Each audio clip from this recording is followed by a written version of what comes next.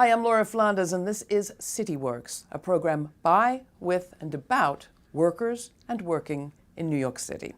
This month, name two pieces of legislation passed in 1965 that are most responsible for the complexion of today's U.S. Here's a hint. One is the Voting Rights Act. We're going to talk about the other with Deepak Bhargava. He's a longtime community organizer and a distinguished lecturer here at the School of Labor and Urban Studies at CUNY. The school hosted an event earlier this year about progressive immigration policy. It was called Beyond Resistance Towards the Progressive Agenda for 2020. And we're going to have highlights of that conference and a sit down with Bhargava on this month's program. CityWorks is a co-production of the School of Labor and Urban Studies at the City University of New York and CUNY TV. The U.S. immigration system has created a crisis for workers, raiding workplaces, even residencies, and weakening labor standards on the job. What would a more progressive agenda look like? That was the topic of an event held here at the School for Labor and Urban Studies with the title Beyond Resistance Toward a Progressive Immigration Agenda for 2020. Here are some highlights. Most of our district is predominantly immigrant, very diverse, and so a lot of the casework that we see is immigration related. So one of the pieces, or one of the parts of the casework that we see is we have seen a lot of families being separated due to the Muslim ban, due to this travel ban where if you are from certain countries, you're not allowed to be here, right? So immediately as we see how these practices, these very racist practices are being put in place, we're seeing how they are separating people. I can tell you the story of a mother and her husband is in Yemen. They are married, they have 2 children. The husband has been in Yemen for a few years now, waiting for a visa to come reunite with their family. And so what our job is to contact immigration services and ask, why is this happening? The answer that we get for Muslim ban cases is administrative processing, which I know it means nothing to you, it means nothing to us. Because what administrative processing means is just they're looking into it and they're gonna get to it when they're gonna get to it. And so you have a lot of people, but imagine being that woman whose 2 children are depending on her, who wanna see their father, whose father is in Yemen, who has been waiting to reunite with her family. And all she knows is, we can't be together because of administrative processing. We see that again and again. Another type of casework that we see, and we have seen it, I remember this family coming to our office. It was a 19-year-old and a 13-year-old. They come to our office, they come because their father has been detained. Their father has been in the country for more than 20 years. Their father has been regularly going to check in with ICE. But this time, what ICE, and every time that he's gone before, he checks in and he comes out. And all other previous administrations decided not to deport this person back to their home country because his only violation is an immigration violation. But he has a family here, he has a job here, he has demonstrated what great character he has. And yet, this administration, during his last check-in, decided that they were gonna deport him. They gave him 0 notice. The family didn't even think this could happen because they had been going through this for so many years, for decades. So the dad went in, got detained. The family, after he didn't come home that night, they start worrying. The daughter, the 19-year-old daughter, is in upstate New York going to college. The 13-year-old daughter is here with mom, and they don't know what to do. So eventually they come to our office because what the daughters tell me they did is they had a family meeting and they're like, what do? We have no idea. They felt disempowered. They are freaking out that their father's going to be deported. And all they could think of was, well, there's the congresswoman, right? She said she can help people. So they went all the way from the Bronx. Well, first the 19-year-old daughter came from upstate New York, came home. Then they went from the Bronx to Queens to talk to us. And they came to our office. And both daughters are shaking. Both daughters are telling us what happened. They can't believe that this has happened, and they don't know what to do. Now, lucky for all of us, the first thing that they needed was an immigration attorney. Now, one of the things that I did previous to this role at the Mayor's Office of Immigrant Affairs, my job was to be able to provide access to immigration legal services. The City of New York has many of such programs that they fund so that immigrants here can have that access. So because I knew that, I was able to make that phone call, figure out who an attorney would be so that they could connect with the family, right? And so then that attorney, and you know, that attorney is somebody who I knew who's done this type of cases, because also this type of cases are not simple cases. These are very complicated cases. So they got on it, and then they were able to make sure that the father was released. Now, when the father explained what happened to him, is that they picked him up and they said, we're gonna put you on an airplane, you're going back to your country. The father courageously said, I am not going back. When they tried to put him on that plane, he said, I'm not going back, and he made a scene. And at that moment, Immigration Services decided, we're not gonna push this because we don't want bad press, right? But imagine having that courage. Imagine, and he said, I'm not going back because my children are here, because my family needs me. Imagine having that desperation and just saying, it doesn't matter what's happening, I'm just gonna make sure I'm on the floor, I'm not going anywhere. But not everybody is able to do that, right? Not every 13, 19-year-old is able to think about, let me go to my congresswoman and they can help me. One of the things that this administration decided to do was end something called temporary protected status, which covered many immigrants here who had been here because of a natural disaster in their country, or because there was war, or because of something that they couldn't help, and so they had to come here. And we decided that because of humanitarian reasons, we were gonna allow them to stay here. And I can tell you, in terms of TPS, my husband is somebody who's protected by TPS. And my husband is here, right there in the audience. And he has been in the country for more than 20 years. When we met, I was in law school. When we met in law school, he immediately told me I had TPS. And it was weird to me because I'm like, okay, and so what? You know, like, my name is Maribel and you have TPS. And what he said from the beginning, he said, well, you know, it can end at any time. And what I told him was, no, it won't. It's been reissued every 18 months. It was reissued. And it was reissued, why? Because the conditions in his home country, Honduras, are still dangerous. You go back, and there have been many people who have been sent back, and they go back to die, right? So many administrations, Republican, Democratic, they have reissued this temporary protected status, not only for Honduras, for El Salvador, for Nicaragua, for Nepal, for Tibet, not Tibet, sorry, for Nepal. And so what happened under this administration? For Haiti, under this administration, they decided that they were gonna end these programs. And why? There is evidence that the reason why they did it, it was because of racism. It was because the people who were being protected by these programs were people of color. And so we have in our district, New York 14, many people who are protected by TPS, protected by DACA, right? The young children who came here and then they heard of DACA. That was a great hope. And they said, okay, now I'm gonna, continue my studies. I'm gonna go to work. But now under this administration, all of that is in limbo. They don't know what's gonna happen to them. That is not who we are as Americans.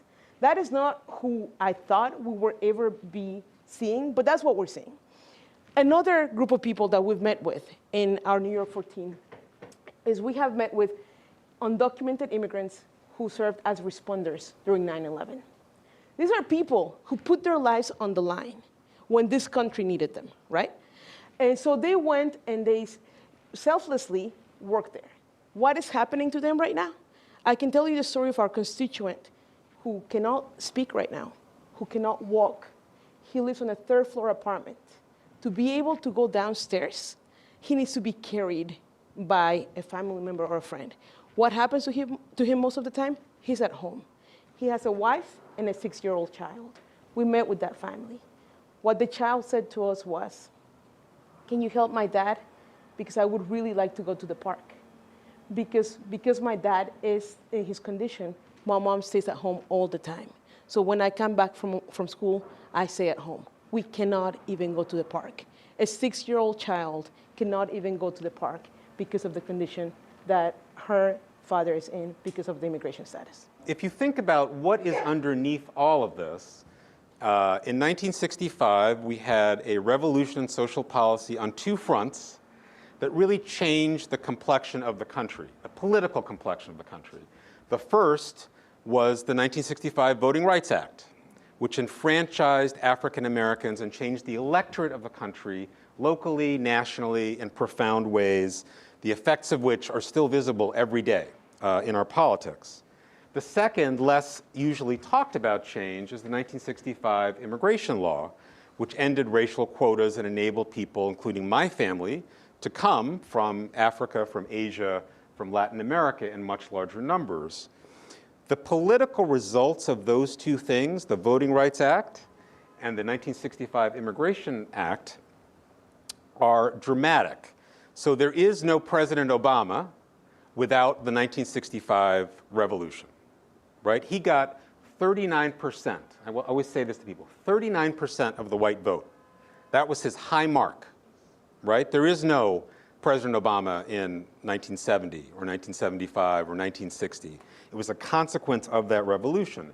So the entirety of this agenda, of the Trump immigration agenda, can be understood as an effort to restore a racial order that began to be undone by the 1965 laws, the Voting Rights Act and the Immigration Act. So it's not just a knee-jerk reaction. It's not just kind of personal animus or hatred. It's the strategic use of policy and the bully pulpit by the President of the United States and the entire apparatus of the federal government to undo that demographic revolution in the country, to change the country from being on track to be a majority of color by 2040 or 2045. And in that frame, immigration is the leading edge, but it's not the only thing that's being done. The effort to undermine voting rights for people of color, and especially for African Americans, is part of that strategy. The effort to mess with the census in all kinds of ways to make sure that people of color, youth, vulnerable populations are not counted and therefore are not represented is part of that same strategy. So some people think that demography is destiny. That is to say that the fact that the country is becoming browner over time means that white nationalism can't work as a kind of political strategy. I think that is disastrously wrong. It is actually possible to use the lever of government, the levers of power of the federal government to restrict who participates, who can join, be a member of society, who can immigrate, who has voting rights in a way that disproportionately preserves or restores, depending on your perspective, this racist social order. In the history of our country, we have never seen a man get elected, not just recently, ever, whose political campaign was completely framed around immigration. And not only did he win on that campaign, he actually kept his promise and has implemented everything that he could to keep that promise. When people say that the Trump administration was full of disarray on issue of immigration, it's completely in array. And it's because it had a playbook that it came with, sort of engineered in the office of Senator Sessions when he was the senator from Alabama, and implemented by his chief of staff, Steve Miller, at the White House. And they had a plan about putting statutes, regulations, internal office memos, staffing priorities with that to make sure their plan would be implemented. And that has obviously worked out. Secondly, we always, as Deepak pointed out, we know that the president has broad powers on immigration. We simply just don't recognize that. That historically, all courts have recognized that there's a lot of executive authority in immigration. It's considered akin to foreign policy. But no administration has gotten it more tested than it has gotten in this administration, because they have never used their executive authority to the hilt that they have used, which also means that advocates are challenging every action that the president implements, going all the way to the Supreme Court, which means more new law in executive action is getting framed every day. Now, those of us from the travel ban days, we all thought that the courts are going to be the bulwark of opposition to this president. That's all true at the federal court level, even at the appeals court level. But by the time these cases have gone to the Supreme Court, the dust has settled, and the Supreme Court has essentially reaffirmed the huge amount of executive authority that the president has. The third thing on this is that your power increases if you have no shame. I mean, a lot of other presidents in the past have recognized their power. And they basically said, we can't do that. I mean, I can personally tell you that both the George W. administration and the Obama administration thought about the policy of zero tolerance and thought they knew that zero tolerance was going to lead to separation of kids from their families, said, we can't do that. So other administrations have said, even if we can do something, we are not going to do it for all kinds of reasons that they found challenging. This presidency has no shame, so therefore the power increases immensely. And the last thing I want to say about this thing, where Deepak touched on much of that, and so did Maribel. We can talk about a number of things this administration has done, from public charge to census and all that. But to me, the two most important things which will have enduring impact. One is obviously what's happening at the Interior Enforcement. That by changing the priorities, everyone, by Homan, his ICE director, making the critical statement that all unauthorized people should look over their shoulders now. Now, you can't get more retail than that in fear. That even in blue states like New York and California, people are scared that if they leave their home in the morning, they may not come back and see a child. Now, that is the level of fear that only you can appreciate if you're unauthorized or have a family member you're not. The rest of us really cannot comprehend the level of fear. And he has really entrenched that fear in the community. But to me, the most important thing is that how he has completely changed the modern asylum system. That asylum system is one of the most important elements of our message to the world. We were founded on the concept of refuge and asylum as a country. We have tried to be the beacon of hope for the rest of the world so that they could take people who are persecuted. And the modern asylum system, as we know it, has essentially almost ended under the Trump administration by series of changes we have made at the border, from metering to sending people back in Mexico, to now the most important is that the transit country rule, that you're not even eligible to apply for asylum if you came through a transit country and did not apply there, essentially makes everyone unqualified. This whole July 4th, when many of us were trying to celebrate the independence, he was issuing statements, there are going to be big raids all over the country. No raid happened. He was talking about Muslim ban, and not a major single Muslim country in the world was affected by the ban. But in terms of the narrative of the people, that made a huge difference, which is sort of what made people think that America is no longer a country that welcomes immigrants. And that, as I think Deepak pointed out in the Indian case, is going to harm us for a very long time. We need to have a conversation in our movements about the long-term immigration policy that we envision as a society. So we've mostly been focused on the urgent need to fight back against all of the horrible things that have been done by this administration. But what is the immigration policy that we want to see? How many people do we admit every year? Under what conditions? For what reasons? These are really, really deep and profound questions that we should be engaging. So I think that getting the answers right to that set of questions about our future immigration vision is going to be the axis on which our larger political project for social justice, economic justice, and racial justice will turn in the 21st century. So nothing could be more important. We know exactly what the Democrats are against. It's to undo everything Trump has done.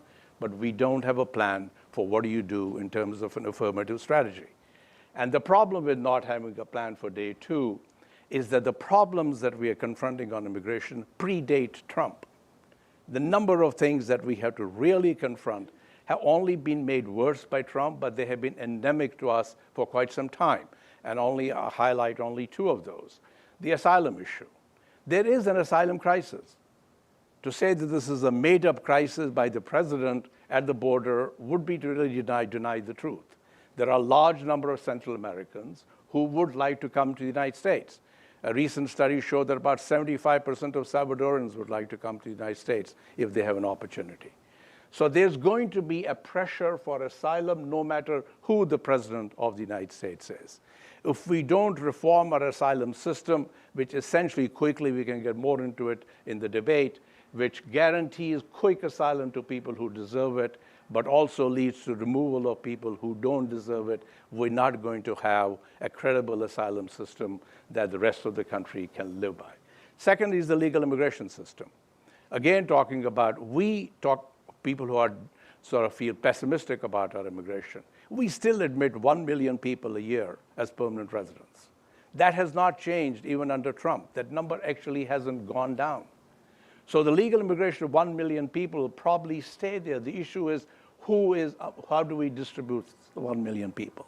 Is it more on the basis of family, which is what now historically is, which leaves only 5,000 visas available for people in low-skilled occupations, which then gives rise to unauthorized people because there are no legal avenues for people to come. Those are really hard facts that all of us have to confront, and the Democratic Party, especially the presidential candidates themselves, will have to confront as we go to day 2.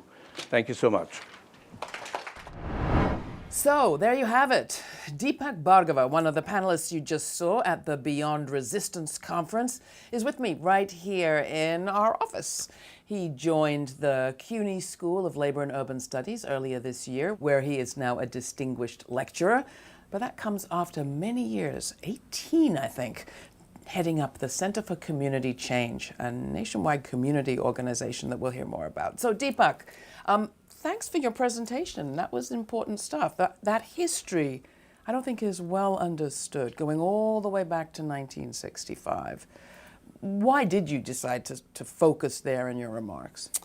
Yeah, thank you, Laura. And I think people don't understand the deep roots of the Trump policy on immigration. So people see these individual terrible things that take place, family separations at the border or the Muslim ban, and it seems like a string of hateful actions, but actually underneath there is a deliberate and calculated political strategy to really roll back the historic gains of the 1960s. It should be obvious, but your comments reveal the potential for very powerful coalitions. Yes. And finding common cause in the so-called civil rights community with the immigration justice community. Is that happening? Do people build on those alliances in your view? It's one of the great paradoxes of the Trump era. If there is a silver lining, it is that he has unmasked the depth of racism that is still active in this country. And I think he has made different communities of color look at the larger picture, not just the individual harms being done to their own group, but to the strategy of racialized politics and dominance that is putting all communities of color behind the 8 ball. So you're seeing people begin to turn out for each other, with each other, in a way that I think has not happened previously. So in a way, he's helping to turbocharge a rainbow coalition in this country that includes progressive whites, by the way, as well. And that, I think, is the greatest hope for getting out of the mess that we have right now. How do you go about, and how did you go about at the Center for Community Change, building that sense of common interest when we're so effectively pitted at one another by our president, among others?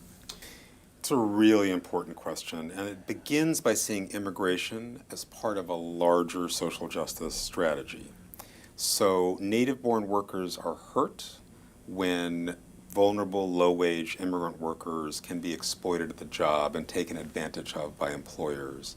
And so the first place to start is who benefits from the immigration system we have today. Because it lowers the floor. Exactly. It lowers the floor for all workers. It hurts immigrant workers. It hurts native-born workers. And then you ask who would benefit from a system in which immigrant workers could come out of the shadows, join freely with their neighbors to organize, to demand better wages and respect on the job. All workers would benefit. So the fundamental place to start is to see immigrant rights as a worker issue, as an economic justice issue, as part of the fabric of what it means to be fighting for social justice, not as a separate issue that just affects immigrants. It's really fundamental. Because there'd be fewer people who are afraid Yes. of taking part in a demonstration, of standing up to the boss, of standing up for their rights, whatever it is. And very practically at the work site, if some workers are terrorized that ICE is going to come if they don't agree to being paid less than the minimum wage, then that really creates a divide and conquer atmosphere in which employers can run amok. We also point out to people who benefits when we demonize a whole group of people. What is it distracting us from? What's the conversation about the concentration of wealth, of inequality, of corporate power? That conversation disappears as soon as we start focusing on people who are extremely vulnerable and poor and marginalized in our society and blame them as the source of our trouble. And that's a light bulb that goes off for people to say, wait a second, what aren't we talking about when we talk about this? Deepak Bhargava, he's a distinguished lecturer now at the School for Urban and Labor Studies here at CUNY. So that's it for this month's edition of CityWorks. If you have comments or suggestions, write to cityworks@slu.cuny.edu. For CityWorks, I'm Laura Flanders. Have a great new year.